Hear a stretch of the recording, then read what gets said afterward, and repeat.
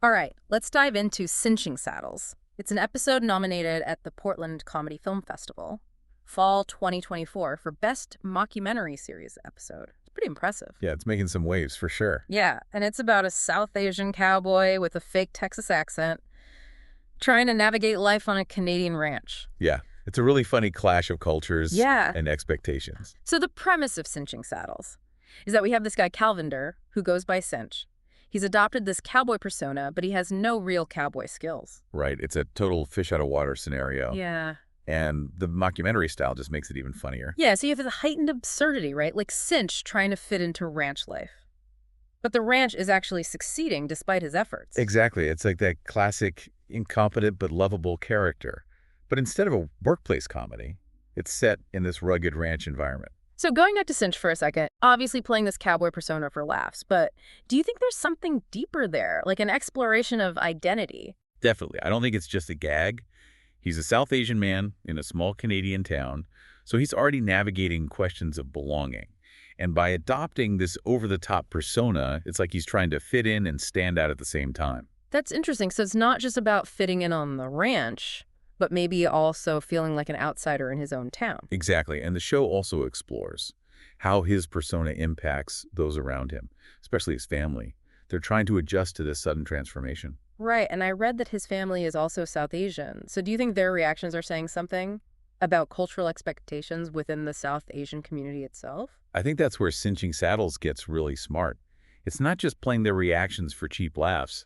I think it's using them to explore those deeper cultural tensions between traditional values and Cinch's desire to embrace this very American persona. Okay, so we've got this rich comedic landscape and these layers of cultural commentary. And then on top of that, the judges were praising the lead actor, Kevin Sengara, who also co-directed the episode. What did you think about his performance? He's brilliant. He could have easily gone over the top with the accent and everything, but he doesn't. There's this real vulnerability to Cinch. Like he's not just a caricature. And that makes his comedic missteps even funnier. Because you can see he's really trying. You're right. There's this earnestness to it. It's like we're laughing with him, not at him. Exactly. And that's so important for a mockumentary. We need to feel like we're watching real people, even if their situations are crazy. Now, speaking of mockumentaries, we have to talk about comedic timing. The judges were praising Cinching Saddles for its impeccable timing, both in the acting and directing. What makes the timing so effective? It's like a perfectly executed pratfall. The setup, the anticipation, the payoff, it all depends on timing. And in this episode, they use awkward pauses and slow burn reactions to build the humor. It's not about punchlines. It's about letting those moments breathe. And how does that tie into the mockumentary style? The mockumentary style creates this comedic realism with the shaky camera work and the interviews where characters break the fourth wall. It feels like we're getting an unfiltered look into their lives.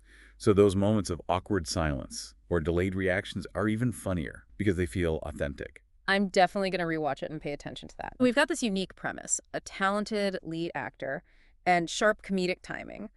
But what really sets Cinching Saddles apart, why is it getting all this buzz? It's the fresh perspective. We've seen mockumentaries about all sorts of things. But a South Asian cowboy on a Canadian ranch, that's something new. It's like they took familiar tropes and flipped them, and they did it without sacrificing the humor. Exactly. It's funny and clever. It's satire with heart.